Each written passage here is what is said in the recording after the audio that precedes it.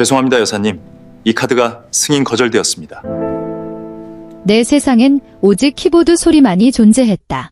타다, 타다, 타다. 그 소리는 다른 차원에서 들려오는 듯 이미 마비된 내 영혼과 두꺼운 불투명 유리 한 장을 사이에 둔 것처럼 아득했다. 내 이름은 이수아. 시댁 식구들 눈에 나는 멀쩡한 직업도 없이 하루 종일 집에서 빈둥거리는 백수였다. 그들은 몰랐다. 현실 저격수라는 내 필명이 웹소설계에서 피라미드 최정점에 있는 존재라는 것을. 내 글자 하나하나가 웬만한 직장인의 연봉과 맞먹는다는 사실을. 하지만 나는 입을 꾹 다물었다. 5년 전 나는 사랑에 대한 가장 순진한 환상을 품고 광화문이 평범한 회사에 다니는 최태우와 결혼했다. 그의 보잘것없는 자존심에 상처를 주지 않기 위해 나는 내 진짜 수입을 숨기고 잡지사에 글을 써주며 용돈이나 버는 신용을 했다. 얼마나 가소로운 거짓말이었던가. 그 거짓말은 보이지 않는 족쇄가 되어 나를 이곳 경기도 일산의 아파트에 꼬박 5년 동안 묶어두었다. 야, 이수아, 시어머니의 앙칼진 목소리가 송곳처럼 귓가의 평온을 찢어놓았다. 내 꼴이 지금 이게 뭐니? 머리는 닭장 같고 입고 있는 추리닝은 보풀이 다 잃었잖아. 모르는 사람이 보면 우리가 너 학대하는 줄 알겠네? 우리 태우는 밖에서 저렇게 고생하는데 집에 와서까지 내 그 꼴을 봐야겠어? 진짜 팔자 사나운 거지? 나는 돌아보지 않았다. 시선은 여전히 컴퓨터 화면에 붙어 있었지만 손가락은 허공에서 멈췄다. 거울에 비친 내 모습은 확실히 초췌했다. 오랜 작업으로 허리는 은근히 쑤셨고 마감 때문에 며칠 감지 못한 머리는 기름진 채 두피에 달라붙어 있었다. 얼굴은 관리할 겨를도 없이 칙칙했다. 이것이 그들 눈에 비친 내 모습이었다. 아들에게 빌부터 사는 자기 하나 건사 못하는 짐덩어리. 엄마, 그만 좀 하세요. 현관 쪽에서 최태우의 목소리가 들려왔다.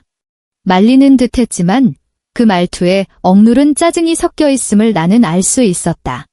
그는 슬리퍼로 갈아 신고는 곧장 내게로 걸어왔다. 그의 몸에서 낯설고 질척한 단내가 풍겼다. 내가 쓰는 향수도 그가 평소에 뿌리는 콜론도 아니었다. 그 냄새는 보이지 않는 손이 되어 내 심장을 거세게 움켜쥐었다. 그는 허리를 숙여 내 컴퓨터 화면을 훑어보았다. 막 완성한 시놉시스가 떠 있었다. 또 이런 쓸데없는 거나 쓰고 있어? 수아야, 제발 좀 생산적인 일을 해. 헬스라도 다니고 꽃꽂이라도 배우고 예쁘게 좀 꾸며서 나 데리고 다닐 때 창피하지 않게 해달라고. 나는 마침내 고개를 들어 그를 보았다. 그의 흰 셔츠 기대, 거의 보이지 않는 옅은 분홍색 자국이 묻어 있었다. 내 심장은 그 순간 완벽하게 멈췄다. 그동안의 잦은 야근 핑계, 슬금슬금 피해서 받던 전화, 내가 못 본 척했던 카드 내역들이 모두 내 착각이 아니었다. 그는 바람을 피우고 있었다. 어리고 예쁜, 질척한 단내를 풍기는, 그리고 셔츠에 립스틱 자국을 남기는 모델과 나는 아무 말 없이 컴퓨터를 껐다. 그날 나는 한 글자도 쓰지 못했다. 침대에 누워 눈을 뜬 채로 천장이 황혼에서 심야로 다시 심야에서 새벽으로 물드는 것을 지켜보았다. 머릿속에서는 지난 5년의 시간이 필름처럼 반복해서 돌아갔다. 매년 추석, 나 혼자 부엌에서 수십 명분의 제사 음식을 준비하느라 허리도 펴지 못할 때 시어머니와 친척들은 거실에서 TV를 보며 과자를 까먹고 내가 차린 음식에 대해 품평하던 모습이 떠올랐다. 태우의 조카를 좋은 사립학교에 보내기 위해 내 인맥을 총동원해 방송국 PD에게 부탁까지 했지만 결국 시어머니가 역시 우리 태우가 능력이 있어 라며 아무렇지 않게 공을 가로채던 일이 떠올랐다. 지금 우리가 사는 이 고급 아파트, 첫 계약금도 내가 냈고 매달 나가는 비싼 관리비도 내가 냈지만 등기 서류상 명의는 최태우의 이름으로 되어 있었다. 시어머니가 더디 집을 여자 이름으로 해 라고 말했기 때문이다. 시어머니에게 만들어준 내 신용카드 가족카드, 그녀가 친구들과 백화점에 가서 수천만 원을 긁을 때마다 당연하게 생각하던 그 모습이 떠올랐다. 아들 돈이 내 돈이고 며느리 돈도 당연히 내 아들 돈이지 라는 논리와 함께 나는 바보였다. 철저한 바보였다. 내 피와 살을 깎아 이 흡혈귀 같은 가족을 먹여 살리면서 그들에게 한 톨의 감사라도 있기를 바랐다니. 우리 이혼해요. 최태우가 또다시 내가 기운 빠져 보인다는 이유로 화를 낼 때 나는 담담하게 이 말을 꺼냈다. 그는 잠시 멍하니 있더니 이내 감출 수 없는 희열을 얼굴에 드러냈다. 그러면서도 애써 한숨을 쉬며 말했다. 수아야, 내가 그렇게까지 말한다면 우리 정말 안 맞는 것 같아. 그게 너한테도 좋은 일일 거야? 보라. 그는 붙잡는 신용조차 할 생각이 없었다. 이혼 숙려 기간은 내 인생에서 가장 평온한 시간이었다. 나는 더 이상 이 집을 위해 아무것도 하지 않았다. 매일 내 서재에 틀어박혀 미친 듯이 글만 썼다. 최태우와 시어머니는 내가 자포자기한 줄 알고 나를 없는 사람 취급했고 덕분에 나는 가장 소중한 창작 공간을 얻었다. 나는 지난 5년간의 모든 고통과 억압, 굴욕과 분노를 내 새로운 시나리오에 쏟아부었다. 배신과 복수에 관한 이야기였고 여자 주인공의 이름 또한 수아였다. 마침내 숙려 기간의 마지막 날이 왔다. 나는 내 짐을 쌌다. 사실 가져갈 것도 별로 없었다. 내 컴퓨터와 갈아입을 옷 몇 벌, 그리고 파리 시상식에서 받아야 할 트로피를 제외하면 이 집의 모든 것은 나와 무관했다. 작은 캐리어를 끌고 방을 나섰다. 거실에서는 시어머니가 한껏 들뜬 목소리로 통화를 하고 있었다. 온 집안에 다 들릴 정도로 큰 목소리였다. 어머, 우리 소란이. 그녀는 너무나 다정하게 그 이름을 불렀다. 한소라. 최태우의 휴대폰에 내 사랑으로 저장되어 있던 그 모델의 이름이었다. 그럼. 그 상갓집 귀신 같던 년 오늘 드디어 꺼져. 얼른 와. 집안 깨끗하게 다 치워놨어. 이 어미가 우리 새아기 환영 파티 거하게 차려줄게. 이 집의 새 안주인이 된 걸 축하해야지. 내 발걸음이 멎었다. 나는 현관의 그늘에 서서 흥분으로 상기된 시어머니의 얼굴을 보았다.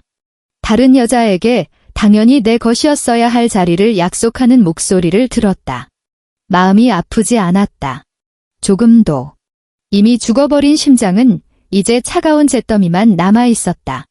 나는 그녀의 흥을 깨지 않고 조용히 문을 열고 밖으로 나갔다. 햇살이 눈부셨다. 나는 눈을 가늘게 떴다. 마치 어두운 동굴에서 걸어 나와 새로운 생명을 얻은 기분이었다. 나는 뒤돌아보지 않았다. 단 한 걸음도.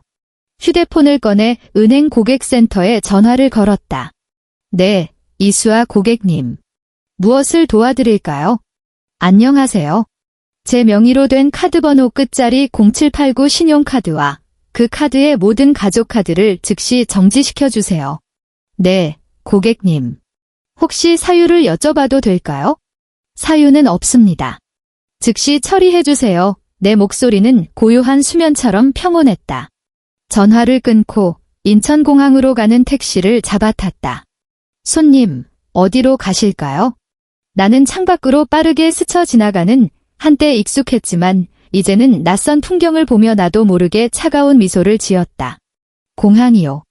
국제선 출국장으로 가주세요. 파리, 내가 간다.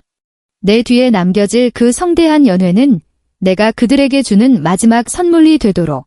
새 안주인 한소라를 위해 열린 환영 파티는 듣자 하니 어마어마했다고 한다.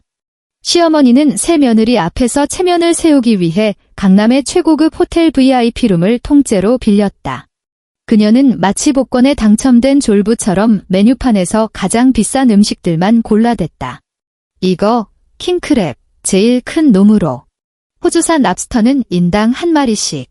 그리고 이거 제주산 최상급 전복회도 하나. 아니, 2개 줘요. 한소라는 이렇게 떠받들어지는 느낌을 만끽하는 듯했다. 샤넬 신상 원피스를 차려입고 최태우의 곁에 살랑거리며 기댄 채 자기 모델 친구들과 인플루언서 동료들까지 스스럼 없이 불러 모았다. 화려하게 차려입은 남녀 무리가 꽤 넓었던 룸을 빼곡하게 채웠다. 그들은 술잔을 부딪히고 큰 소리로 웃고 떠들었다. 화제의 중심은 당연히 집에서 쫓겨난 그 불쌍한 여자였다. 태우 오빠, 이제야 정신 차렸네.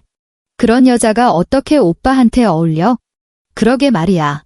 제대로 된 직업도 없이 맨날 집에만 처박혀 있었다며? 생각만 해도 숨 막힌다. 역시 우리 소라 언니가 예쁘고 능력 있지? 이래야 현모양처지. 시어머니는 이런 아첨을 들으며 얼굴의 주름이 국화꽃처럼 활짝 폈다. 그녀는 와인잔을 높이 들고 의기양양하게 선언했다. 여러분, 마음껏 드시고 마시세요. 오늘 여기는 전부 우리 최가가 쏩니다. 이제부터 우리 소라가 이 집안의 안주인이니까요. 최태호는 한소라의 허리를 감싸 안고 사람들의 찬사를 즐겼다. 그의 얼굴에는 전에 없던 의기양양함이 가득했다.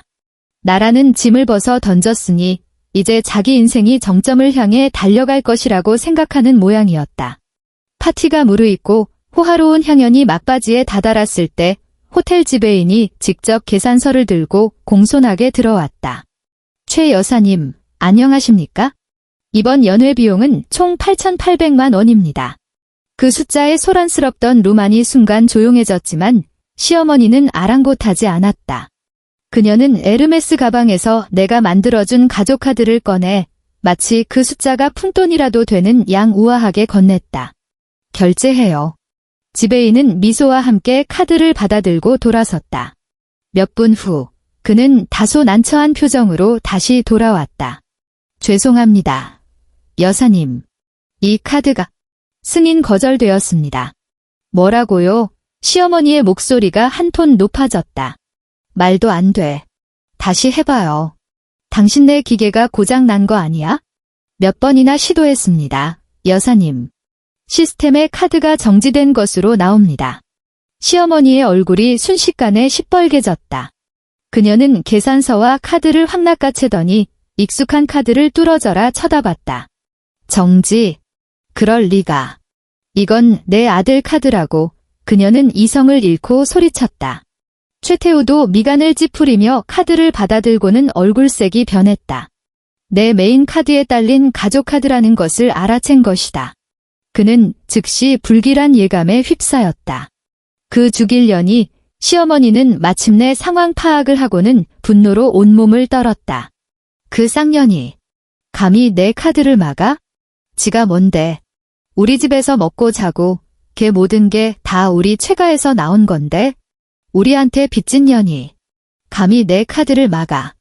그녀는 히스테릭하게 휴대폰을 꺼내 내 번호를 찾아 악랄하게 눌렀다. 주위에서는 한소라와 친구들이 웃음을 멈추고 흥미진진한 구경거리라도 난 듯 이 가족을 쳐다보고 있었다. 전화는 한참 뒤에야 연결되었다. 이수아, 이 배은망덕한 미친년아. 너 돌았어. 내가 뭔데 내 카드를 정지시켜. 너 지금 우리가 어디 있는지 알아? 최가 집안 망신시키려고 작정했어? 당장. 지금 당장. 카드 풀어. 전화기 너머 내 목소리는 어딘가 멀게 들렸고 약간의 전파음이 섞여 있었다. 여보세요? 누구시죠? 나의 평온함은 시어머니의 분노 위로 쏟아부어진 얼음물과 같았다. 그녀는 잠시 멈칫하더니 더욱 길길이 날뛰었다. 누구냐니? 나다. 내 시어미. 이 불효막심한 거사 어디서 시치미를 때. 아, 어머님이셨어요. 나는 아무런 감정 없는 목소리로 덤덤하게 대답했다. 바로 그때 전화기 배경으로 또렷하고 부드러운 안내 방송이 들려왔다. 약간의 프랑스어 억양이 섞인 전형적인 공항 안내 방송이었다. 시어머니의 욕설이 목구멍에 걸렸다. 너 어디야? 최태우가 전화를 가로채며 물었다. 그의 목소리에는 자신도 모르는 당황스러움이 묻어 있었다. 공항인데요. 내가 대답했다. 공항은 왜 가? 이수아, 너 까불지 마. 당장 돈부터 결제해. 그는 여전히 명령조였다. 나는 피식 웃었다. 그 웃음소리는 전파를 타고 유난히 선명하고 날카롭게 들렸다. 최태우 씨, 우리 사이에 오해가 좀 있는 것 같네요. 나는 잠시 말을 멈췄다가 한 글자 한 글자 또렷하게 말했다. 첫째, 당신들이 살던 일산 아파트, 그거 제 개인 명의로 계약한 전셋집이에요. 계약 기간은 다음 주에 만료되고요. 집주인에게 이미 재계약 의사 없다고 통보했습니다. 그러니까 엄밀히 말하면 당신들이 내 집에 살았던 거지. 내가 당신들 집에 산 게 아니에요. 둘째, 방금 긁으려던 그 카드. 제 개인 메인 카드고 당신들이 쓴 건 가족 카드예요. 카드 소유주로서 저는 언제든 카드를 해지할 권리가 있습니다. 당신들이 쓴 8,800만 원은 당신들 사정이지 저와는 무관합니다. 셋째, 나는 깊은 숨을 들이마셨다. 5년간 가슴에 쌓였던 울화가 마침내 터져나오는 기분이었다. 우리는 오늘 아침 법적으로 완벽히 남남이 됐어요. 저와 최태우 씨 댁은 이제 아무 관계도 아니라는 뜻입니다. 그러니까 나는 잠시 멈추고 가장 평온하고도 가장 잔인한 목소리로 이 대화의 마침표를 찍었다. 당신들이 누구신지 전 정말 모르겠네요. 그럼 이만. 제 비행기가 곧 이륙해서요. 말을 마치자마자 나는 그들이 반응할 틈도 주지 않고 전화를 끊은 뒤 전원을 꺼버렸다. 승무원의 상냥한 목소리가 귓가에 울렸다. 손님, 탑승 시작합니다.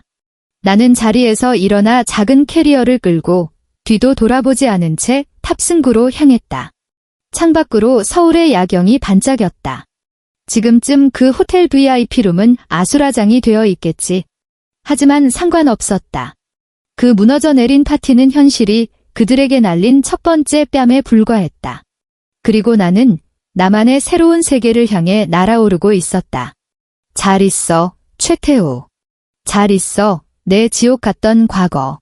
내가 전화를 끄는 순간 강남 호텔의 VIP룸에는 죽음 같은 정적이 흘렀다. 모든 사람의 시선이 최태우와 그의 어머니의 새하얗게 질린 얼굴에 꽂혔다. 침묵을 깬 것은 한소라였다. 그녀는 최태우 곁에서 일어나 팔짱을 끼었다. 얼굴에서 상냥한 미소는 온데간데 없이 사라지고 그 자리를 날카로운 심사의 눈빛이 대신했다. 그래서 지금 내 말은 오늘 이 밥값 우리가 각자 내야 한다는 소리야. 그녀가 눈썹을 치켜올리며 물었다. 시어머니는 아직 내가 던진 말의 충격에서 벗어나지 못한 채 중얼거렸다. 말도 안 돼. 집이 전세라고. 어떻게 전세일 수가. 최태우의 얼굴은 파랗게 질렸다 하얗게 변했다. 그는 억지로 체면을 차리며 한소라에게 보기 흉한 미소를 지어 보였다. 소라야, 저 미친년 헛소리 하는 거니까 신경 쓰지 마. 별거 아니야. 내가 금방 해결할게. 해결. 내가 어떻게. 한소라는 코웃음을 치며 테이블 위에 계산서를 가리켰다.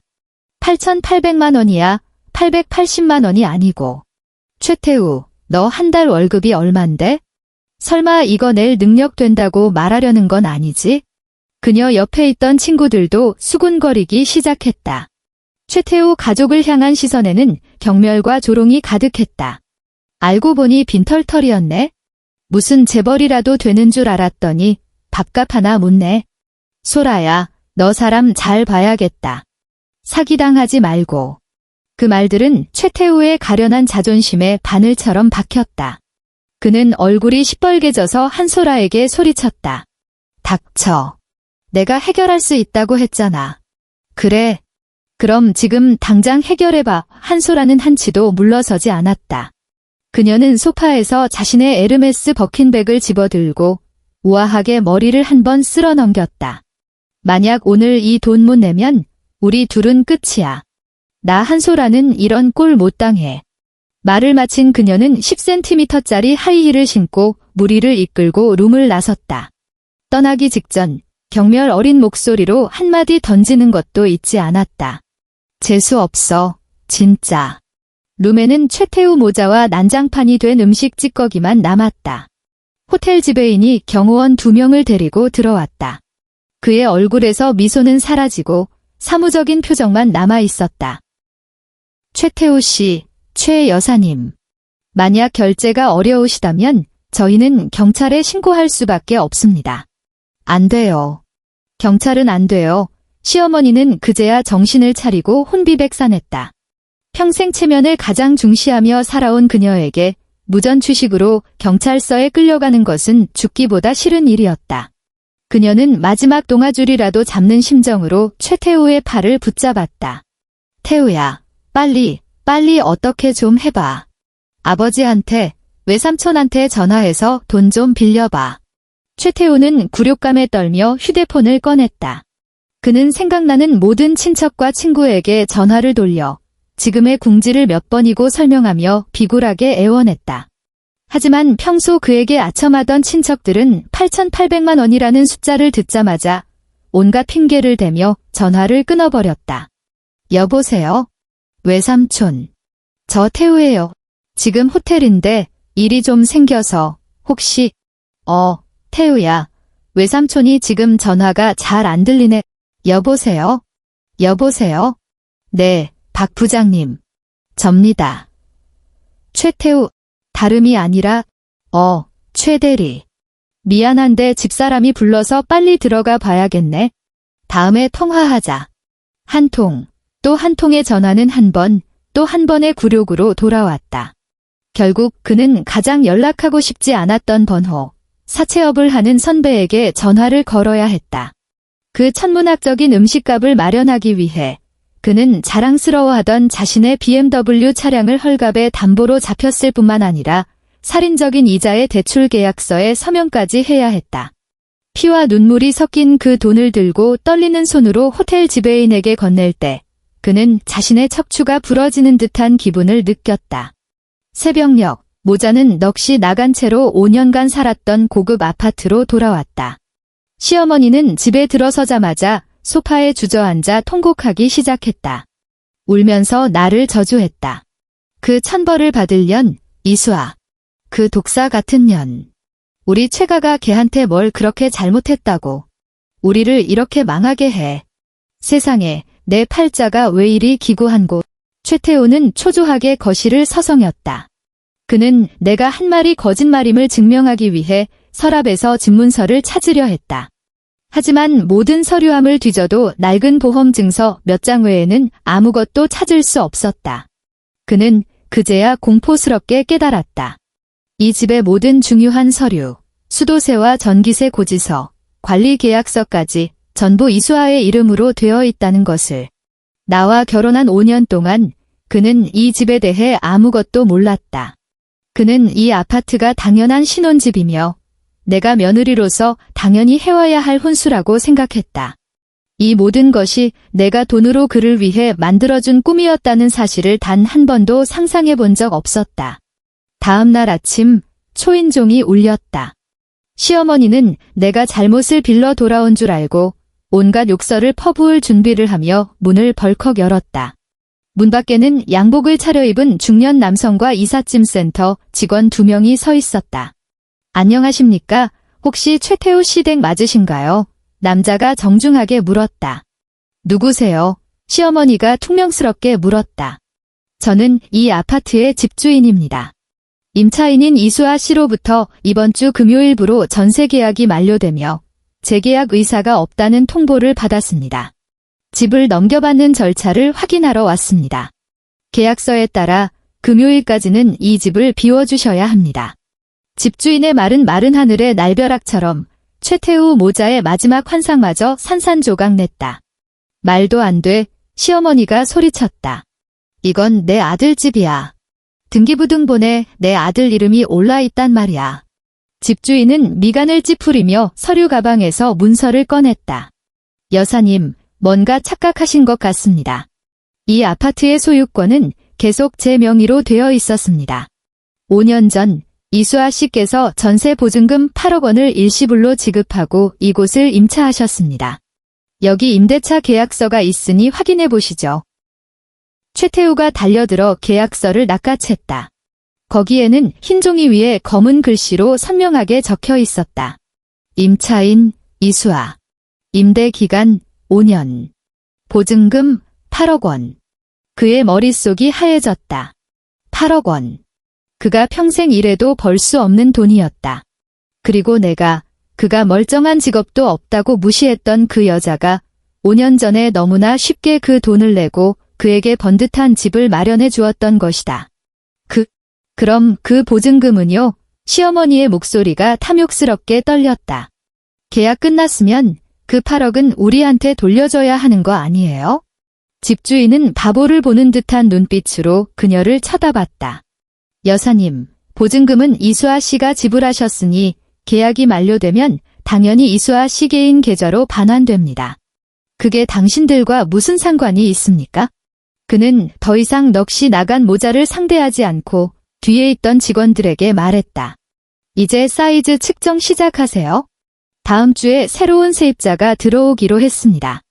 직원들은 줄자를 들고 거실을 오가며 벽과 창문의 치수를 쟀다. 마치 최태우와 시어머니는 그저 거추장스러운 가구 2점에 불과하다는 듯이. 인터넷이 끊겼다. 유선 방송 신호도 사라졌다. 뒤이어 집안 청소를 담당하던 가사도우미 아주머니에게서 전화가 왔다. 이번 달 월급을 받지 못했으니 다음부터는 오지 않겠다고 했다. 한때 그토록 깨끗하고 편리했던 집이 단 하루 만에 빠르게 무너져 내리기 시작했다. 최태우는 그제야 뒤늦게 깨달았다. 그가 잃은 것은 쓸모없는 아내가 아니었다. 그는 자신의 허영 가득한 인생을 지탱해주던 기둥 그 자체를 잃어버린 것이었다. 그 며칠 동안 최태우와 시어머니는 지옥 속에서 살았다.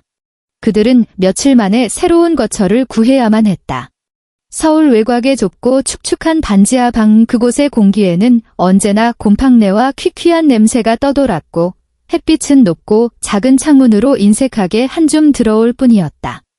호화로운 아파트에서 반지하로 구름 위에서 진흙탕으로 추락한 이 느낌은 그 어떤 벌보다도 그들을 고통스럽게 했다. 이삿날 시어머니는 한때 자랑스러워했던 고급 가구들이 반지하에 들어가지 않아 헐갑에 팔려나가는 것을 보며 길바닥에 주저앉아 통곡했다. 최태우는 텅 빈 눈으로 담배만 태웠다. 그는 거액의 사채 빚을 지고 차와 집, 그리고 번듯한 삶을 모두 잃었다. 이제는 원망만 쏟아내는 늙은 어머니까지 부양해야 했다.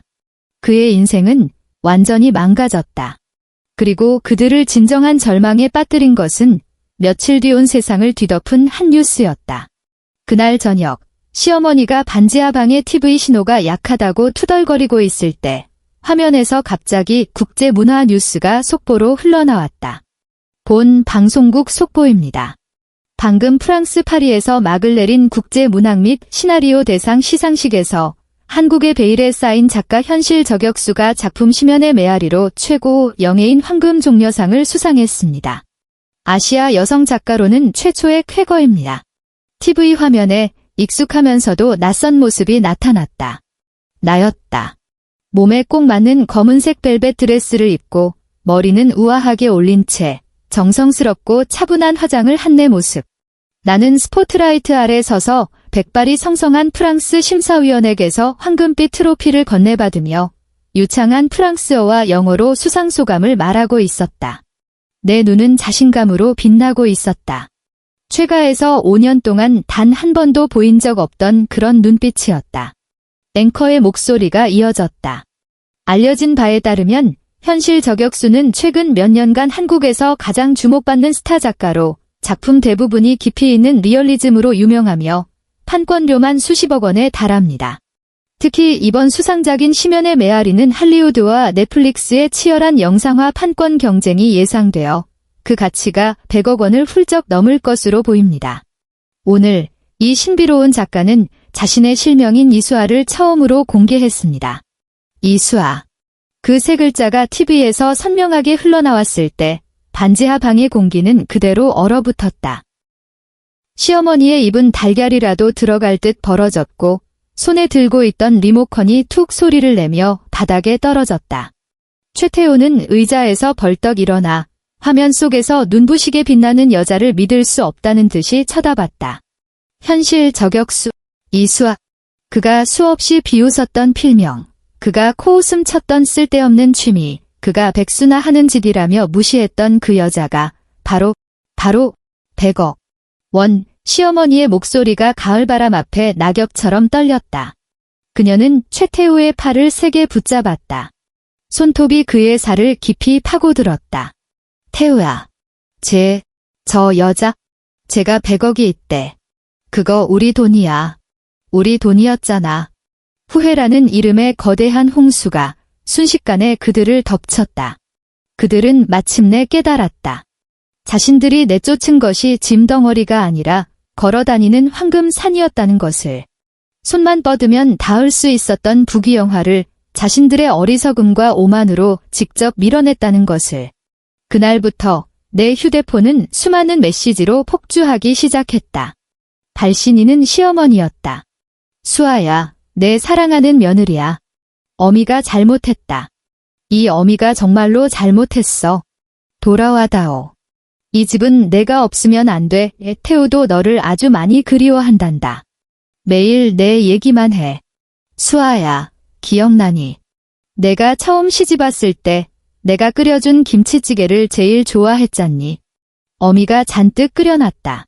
언제 돌아와서 먹을래? 어미가 기다릴게. 수아야, 어미가 잠시 귀신에 씌었었나 보다. 그 여우 같은 년한테 우리가 다 홀렸던 거야? 그년 벌써 쫓아냈다. 이 집 안주인은 영원히 너 하나뿐이야. 제발 태우와 우리의 예정을 생각해서라도 한 번만 더 기회를 주렴. 메시지는 하나같이 비굴하고 절절했다. 뒤늦은 후회와 값싼 온정이 가득 담겨 있었다. 예전 같았으면 아마 첫 번째 메시지만 보고도 마음이 약해졌을 것이다. 하지만 지금 나는 이 글자들을 보며 마음속에 아무런 파동도 느끼지 못했다. 역겨울 뿐이었다. 마치 오랫동안 굶주린 사람이 마침내 성대한 잔치상을 찾아 배불리 먹고 난 뒤에야 누군가 곰팡이가 피고 쉬어버린 잔반을 들고 와서 말하는 것 같았다. 이것 봐, 여기 아직 먹을 게 있어? 돌아와. 너무 늦었다. 나는 어떤 메시지에도 답장하지 않았다. 최태우도 전화를 걸고 메시지를 보내기 시작했다. 그의 말투는 처음에 충격과 질책에서 나중에는 애원과 참회로 바뀌었다. 수아야, 내가 잘못했어. 내가 사람이 아니었어. 내가 정말 미쳤었나 봐에 돌아와 주면 안 될까? 우리 다시 합치자. 내가 맹세할게. 앞으로 너한테 정말 잘할게. 내 모든 걸 다 너한테 줄게. 수아야, 사랑해. 너를 잃고 나서야 내가 얼마나 너를 사랑했는지 깨달았어. 너 없는 하루하루가 지옥 같아. 나는 사랑해라는 문장을 보며 실소했다. 그가 사랑하는 것은 내가 아니었다. 내 돈, 내가 그에게 가져다 줄 수 있는 후광과 명예였다. 내가 보풀난 추리닝을 입은 백수였을 때 그의 사랑은 어디에 있었나? 나는 더 이상 이 역겨운 연기를 보고 싶지 않았다. 나는 파리의 노천 카페에 앉아 내 새 시나리오의 제작자와 다음 작품에 대해 논의하고 있었다. 따스한 햇살이 몸 위로 쏟아지고 커피 향이 공기 중에 가득했다. 내 삶은 무한한 가능성과 새로운 희망으로 채워져 있었다. 나는 휴대폰을 들어 최태우와 시어머니의 번호를 찾아 차분히 차단 버튼을 눌렀다. 그리고 한국에서의 모든 연락처를 바꾸었다. 세상이 마침내 고요해졌다. 화면에 내 에이전트가 보낸 메시지가 떴다. 수아 작가님, 한국의 그 가족들이 계속 언론 플레이를 하고 있어요. 작가님을 불효한 며느리 남편을 버린 독부로 몰아서 여론으로 압박하려는 것 같아요. 우리가 대응해야 할까요? 나는 커피잔을 들어 한 모금 마시고 답장을 보냈다. 아니요. 그들에게 가장 큰 복수는 싸우거나 욕하는 게 아니에요. 나의 완벽한 무시, 그리고 나의 눈부신 성공이다. 그들을 어두컴컴한 반지하 방에서 영원히 절망적으로 나를 우러러보게 만드는 것, 내가 그들이 결코 가질 수 없는 삶을 사는 것을 지켜보게 만드는 것, 그것이야말로 그들에게 가장 잔인한 형벌이다. 몇 년 후, 파리의 어느 봄날 오후, 햇살이 생강변 플라타너스 나뭇잎 사이로 부서져 돌길 위에 얼룩덜룩한 그림자를 드리웠다. 나는 한 남자의 손을 잡고 한가롭게 산책하고 있었다. 그의 손은 따뜻하고 단단했으며 손가락은 길고 마디가 분명한 것이 타고난 예술가 같았다. 그의 이름은 루이. 재능 있는 프랑스의 신의 영화감독이었다. 우리는 한 시나리오 워크숍에서 만났다. 그의 금발은 햇살 아래 반짝였고 파란 눈은 가장 맑은 호수 같았다. 그는 나를 볼 때 늘 존중과 부드러움이 가득한 눈빛으로 바라봤다. 무슨 생각해, 우리 작가님? 그가 고개를 돌려 아직은 서툰 한국어로 귀여운 억양을 섞어 물었다. 나는 웃으며 고개를 저었다. 아니, 그냥 오늘 날씨가 참 좋다고 생각했어. 그는 내 손을 꽉 잡고 나를 자기 쪽으로 끌어당기더니 내 이마에 가볍게 입을 맞췄다. 당신이 있으니 매일이 좋아. 우리는 함께 시나리오를 토론하고 루브르 박물관에서 오후 내내 시간을 보내고 길모퉁이 카페에서 갓 구운 크루아상을 나눠 먹었다. 그는 내 과거를 묻지도 내가 가진 부를 신경 쓰지도 않았다. 그가 사랑하는 것은 키보드 위에서 감동적인 이야기를 만들어내는 진짜 이수아였다. 이것이 사랑이었다. 평등하고 존중하며 영혼이 서로를 알아보는 것.